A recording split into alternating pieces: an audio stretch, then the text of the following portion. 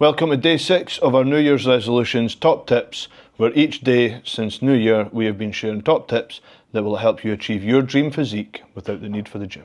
If you have missed the other days, go back and check over them. I can guarantee that these top tips will make massive changes to your body composition. Are you eating too much or too little? Mastering your energy balance is the key to fat loss or muscle gain. I want to explain to you the basics of energy balance and how you can calculate your total daily energy expenditure, TDEE, and simple tools you can use to track your activity and your calories for sustainable progress. A landmark study published in the New England Journal of Medicine in 1992 demonstrated that energy balance was the most critical factor in weight management. The interesting part about this study is participants who maintained a calorie deficit regardless of their macronutrient makeup consistently lost weight. This shows that by tracking your activity and your calorie intake and adjusting where necessary is key to making steady progress towards your goals. First of all, as many people will know, calories in, calories out is your energy balance. Calories in is what you put in your mouth. Calories out is the energy you burn throughout the day with your activity levels.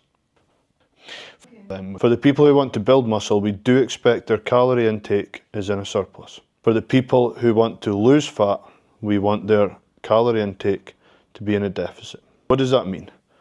Well, what we have is a thing called your basal metabolic rate. Your basal metabolic rate is basically the calories you burn if you woke up in the morning and done absolutely nothing. You just lay there breathing. That is your basal metabolic rate.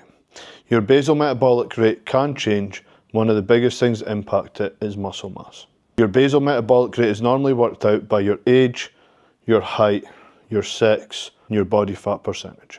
So your basal metabolic rate is basically you sitting, doing nothing other than breathing and keeping your organs and other things ticking over. Obviously, that is not all the calories we burn in a day. On top of that, you have your total daily energy expenditure. People call that your TDEE. Your basal metabolic rate and your total daily energy expenditure added together will be your energy out. Your total daily energy expenditure is all of the activity you do on top of your basal metabolic rate. This is normally split into 5 different categories to allow people to work out easier when you do use a calculator to work this out. Normally starts at sedentary, will be number 1, and level 5 would be very active. That is basically sedentary is somebody sitting doing an office job all day, and very active is maybe somebody doing intense workouts 5 or 6 times a week, something like that. Or has a very intense job and is exercising on top of that. Many people do tell you their energy expenditure is much higher than what it actually is. Sometimes this is to do with ego or to appear more active than what they are, because nobody wants to be that person that says, yep, I sit on my butt all day and I do nothing. So that is your calories out. Your calories in is basically all of the food you consume day in, day out. If you consume 2,000 calories a day and your basal metabolic rate plus your total daily energy expenditure is 2,000, your energy balance is perfect and you should not change in weight. Your weight should maintain at what it currently is. From that 2,000 calories, we'll use that as a start point. You want to build muscle, I would advise going to plus 500 calories. You want to lose fat, I would advise going minus 500 calories as a start point. And then if things aren't working after a week or 2 and you are ensuring that your tracking is correct for your calories in and your calories out, make minor adjustments, maybe 100 calories up or down, until you start seeing the changes that you require. So your energy balance is really simple. It's calories in, calories out. What are the issues I have come across with that? 1, tracking calories in can be so different from person to person. The Gorilla and She coaching app, which is available exclusively to our coaching members, has a barcode scanner. As long as you get the quantity or the weight correct, you should be able to track your foods as accurately as possible. The other thing I see as well is people measuring them pre or post cooking. There is a difference. When you cook many foods, there is a lot of water and various other things that will end up in the pan or on the dish that you don't consume. You maybe start off with a piece of meat that's 250 grams that you've weighed, and then you end up with something that's 200 grams. You just need to make sure that what you weighed, if it's uncooked, when you go to the app for tracking or however you're tracking it, you look for the uncooked weight.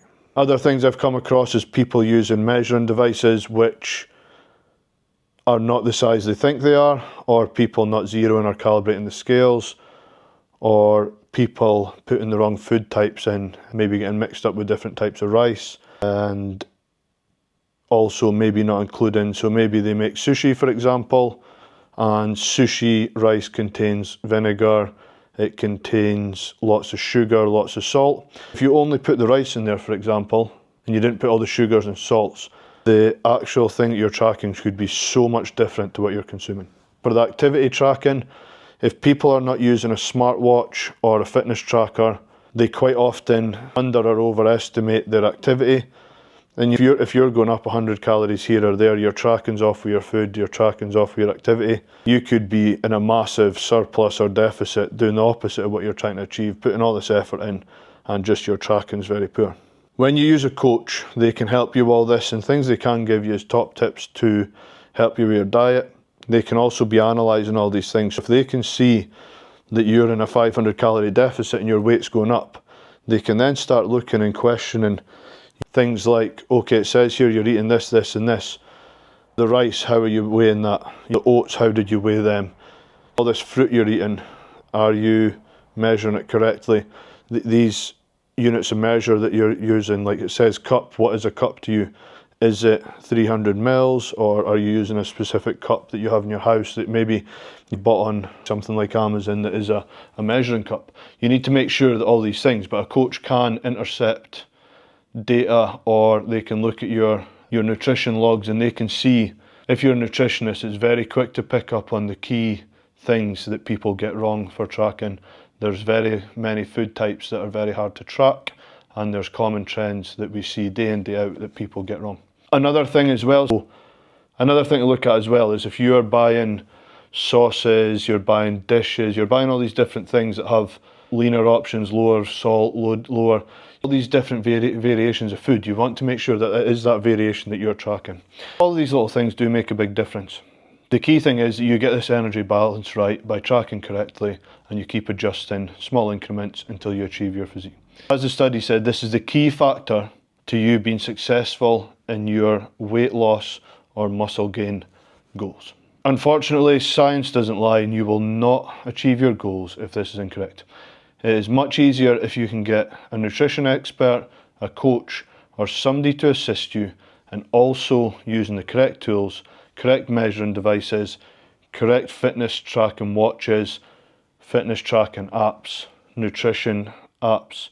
There's many out there. I'm always going to tell you to use the Gorilla and She Coaching app because that is my app, and I think that is the best app in the world. Not biased. And one of the main things is being able to adjust and being honest. You're only lying to yourself if you're saying you're more active than what you are. If you're tracking additional things that didn't happen, if you're adding or subtracting foods that allow you to have little cheat meals and things. You can do that, but it just means it'll be you that's affecting you don't achieve your goals. So be honest.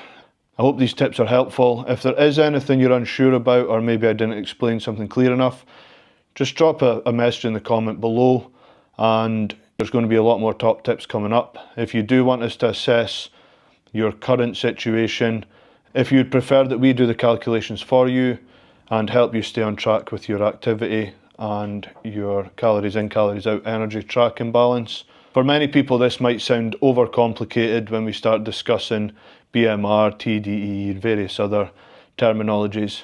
If you are that person and you want us to implement this for you, we are more than happy to get you on a call. You will receive a free consultation call.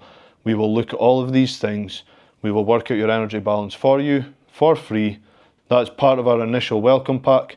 Whether you decide to take us up on a coaching or not, that is up to you. But having a professional work that out for you is a massive step in the right direction. Hope you found this helpful. Tomorrow is the last day of our 7 days of New Year's resolution tips that will help you change your body composition without the gym. Look out for it tomorrow. If you have enjoyed these videos, there is so many other videos on my channel that will give you top tips that will help you change your body composition in 2025.